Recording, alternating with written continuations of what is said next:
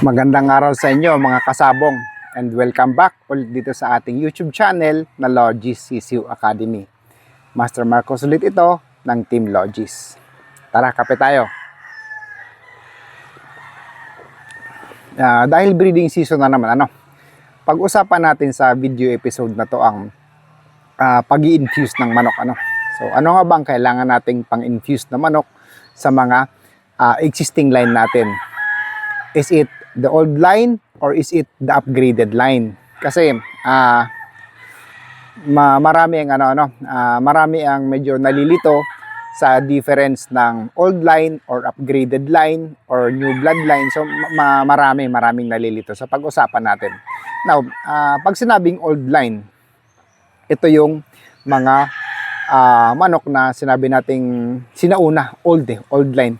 Sinaunang mga manok na kung saan makikita mo physically yung mga features nila, maigsi ang paa, malalaki masyado ang ulo,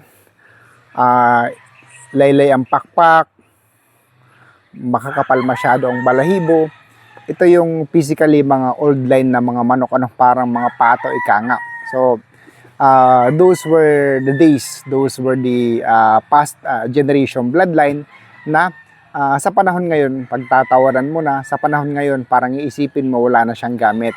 Pero totoo naman, kung ang purpose natin, panlaban, wala nang gamit ang mga old line halos unless na-select ng maayos ng breeder ang mga manok niya na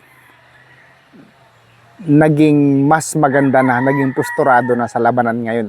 Kasi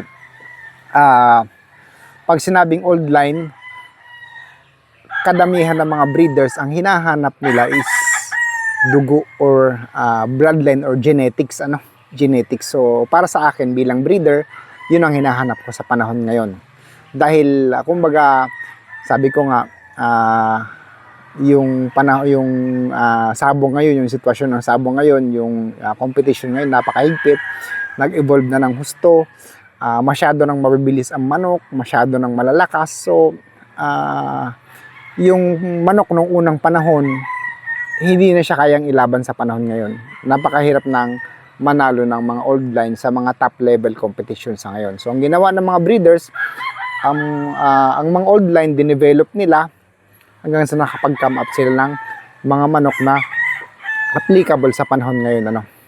So ngayon, bilang isang breeder, kapag magi-infuse tayo, kapag gagawa tayo ng panibagong linyada, kapag nalalabnawan na tayo sa linyada ng manok natin, maghahanap tayo ng pwedeng pambanto or panlagay or pwedeng ilahok na manok na hindi masisira ang characteristics ng manok natin.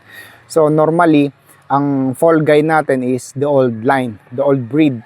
So para sa akin naman, definitely kasi kung ang mga manok natin maayos ng cutting, maayos ng gameness, maayos na lahat-lahat, maayos na ang postura, maayos ng hipo, mabilis na siya. So kumbaga, yan na yung modern na manok. So yung modern na manok, ang kailangan lang natin ibalik or i-breed pabalik sa mga old line. So wag kayong magugulat pag nilabasan kayo. Pag sinabing old line, mababa, maliit, medyo pangit na manok. Kumbaga, minsan mahirap tanggapin, binayaran mo na mahal pero pangit na manok. Pero para sa akin bilang isang breeder, kung alam mo ang kahalagahan ng bloodline na yon, marirevive ang bloodline mo, makakagawa ka ng mga iba-ibang linyada. So I'll give an example. So nung nakarating sa akin ang Verdugo Blueface Hatch na imported ni Sir Albert Madlambayan, talagang lumang manok, napakapangit na manok, laylay ang pakpak, ang iksi ng paa, ang pangit talaga. So sabi ko, ano bang gamit ng manok na to? Ngayon, binirid ko sa ibang Blueface. Ang first generation niya, kamukha ng tatay, pangit talaga. Ang iksi ng pakpak, ang iksi ng paa, ang haba ng pakpak na laylay, pangit talaga. Pati mga babae, pinagkakatay ko lahat kasi syempre, nung time na yon, baguhan pa rin lang naman ako. So talagang hindi ko pa siya na-appreciate. So pinatay ko yung mga babae, nagtira lang ako ng mga 2-3 lalaki. Nung medyo nag-mature, tingnan natin to kasi tinabi ko lang nawalan ako ng interest. Nung nag-mature, binitaw namin, sabi ko, matulis po kumukonekta, matalino. Hindi mo mapupuntusan. Sabi ko, 3 buckle na, laging siya nakakapuntos. Sabi ko, may potential to.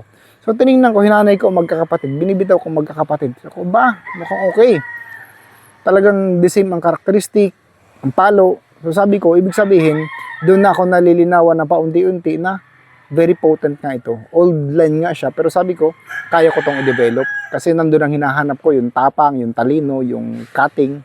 Until nailaban namin ang pure, nagpanalo, ang si Verdugo na broodcock, nag 3 times winner, ang kapatid niya 1 time winner, ang mga anak na nanalo ng pure. So sabi ko, kaya ko tong i-develop. Ngayon, throughout the years, nang nakapag-breed ako ng ibang blue face, ang ginagawa ko ngayon, si Verdugo, ang kapatid niya, ang anak niya, pinapaikot ko na lang sa kanila. So pinatangkad ko ang blue face physically, yung kaya ng mag-compete sa panahon ngayon. Pero blood-wise, binabalik ko kina Verdugo. Doon sa last year, kamamatay lang yung original na broodcock natin. So binalik ko ng binalik. Ngayon, may mga anak pa ako nung imported na yun. So binalik ko ng binalik, pinapaikot ko ng pinapaikot hanggang sa, kumbaga, physically evolved na siya na manok. Kaya na niya mag-compete sa ngayon. Maganda na siya, maporma na niya. Ang palo niya, ang characteristic niya, ang genetics niya, halos talagang fully Verdugo line na siya. Kung ano yung lumang manok, kung anong nakapaloob sa lumang manok, nakapaloob na din sa modern Verdugo natin. Dahil nga sa na-update natin, na-upgrade natin ang mga features niya, pwede na sa labanan ngayon. Kasi kung yung sina Verdugo, native tingnan, native kahit sa labanan, talagang native talaga tingnan, kahit sa Pasay, native talaga tingnan. So, as a commercial breeder, para sa akin, hindi magugustuhan ng buyer ko. And then, is my pride na ma-develop ko rin sila. So, ganun ko siya ginawa.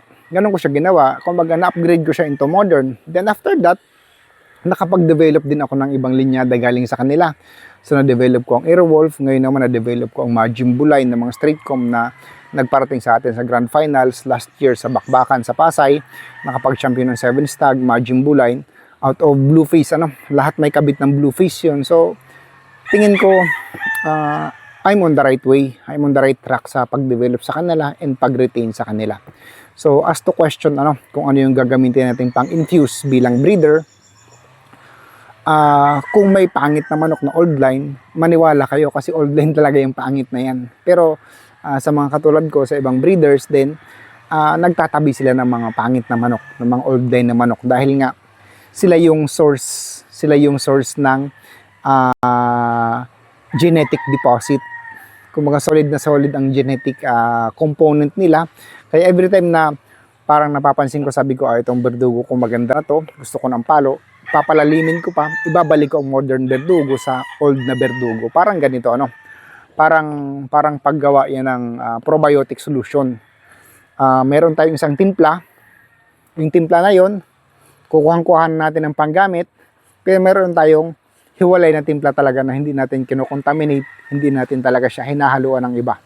Ito hinaluan natin ng ibang flavor, ito hinaluan natin ng ibang flavor, ito hinaluan natin ng ibang flavor, in-upgrade natin, pero may isang hindi upgraded. So, ang hindi upgraded, siya ang naghahawak ng lahat ng iba-ibang variants, iba-ibang flavor na yon. So, every time na kailangan natin ng mas matapang na solusyon, kukuha tayo dito sa main line or sa main clan natin.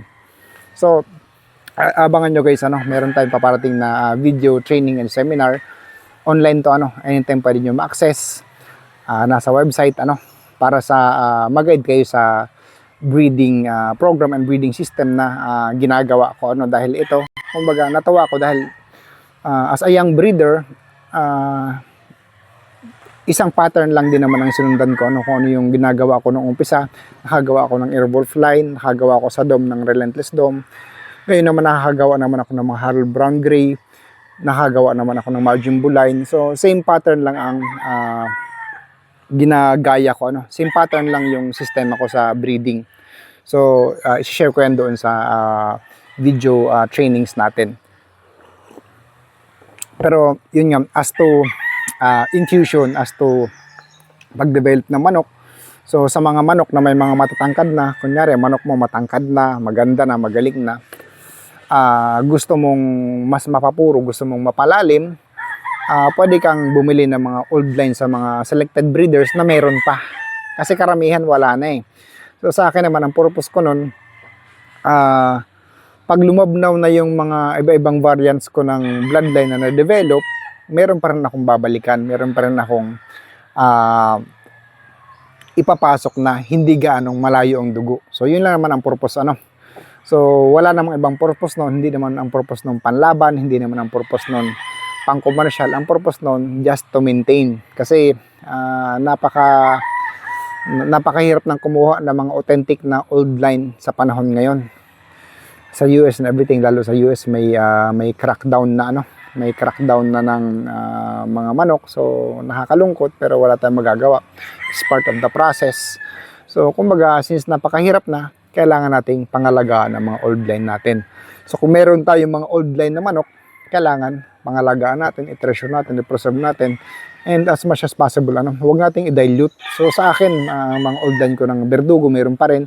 Mga old line ko ng Bruce Barnett, meron pa rin. Actually, may imported ako na broodcock na galing pa kay Bruce Barnett na matanda na.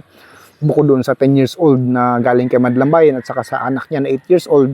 So mayroon pa rin ako mga ganun kasi I really treasure them. Although nagawa ko na ngayon yung mga Airwolf, yung mga Legolas matatangkad na maporma na, kaya na sa competition ngayon, hindi ko pa rin inaalis, tinetreasure ko pa rin yung mga old line natin just in case in the future, mga ilangan ako, magka-trouble ang breeding ko o kung ano pa man, meron pa rin akong babalikan. And tinutuloy ko pa rin ang breeding nila kahit paunti-unti.